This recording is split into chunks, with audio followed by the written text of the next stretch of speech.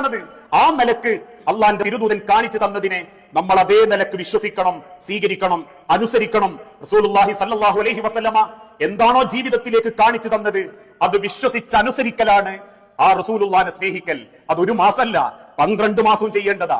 12 മാസമല്ല, വയസ്സറിയിക്കുന്ന അന്ന് മുതൽ, ബുദ്ധി ഉറച്ച അന്ന് മുതൽ 6 അടി മണ്ണ് കുണ്ടക്കുന്നത് വരെ ചെയ്യേണ്ടതാ.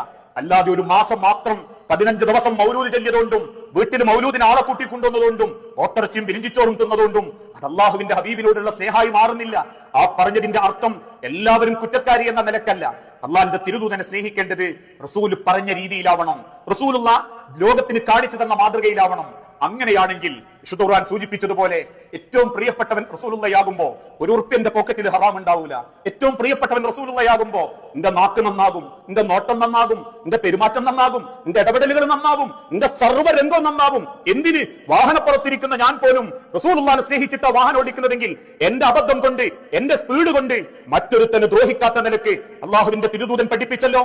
ഒട്ടകപ്പുറത്തിരിക്കുമ്പോ വാളുകൾ നിങ്ങൾ ശ്രദ്ധിക്കണം. അരികിലൂടെ പോകുന്നവന്റെ ശരീരത്തിൽ ആ വാൾത്തലകൾ കൊള്ളാത്ത നിലക്ക് നിങ്ങളെ ഒട്ടകം എന്ന വാഹനത്തെ നിങ്ങൾ നിയന്ത്രിക്കണമെന്ന് പഠിപ്പിച്ച ആ റസൂലുള്ളാഹിനെ ആ നിലക്ക് ഞാൻ സ്വീകരിക്കുന്നുണ്ടെങ്കിൽ എന്റെ ആക്സിലേറ്ററിൽ കാലം വരൂല. മറ്റൊരുത്തനെ തട്ടിത്തെറിപ്പിച്ച് എന്റെ ആസ്വാദനമായ സ്പീഡ് പോലും ഞാൻ കുറയ്ക്കുന്നത് അഹബ്ബ സുന്നത്തി, എന്റെ റസൂലുള്ളാഹിനെ ഞാൻ സ്നേഹിക്കുന്നത് കൊണ്ടാ. ആ സ്നേഹമാ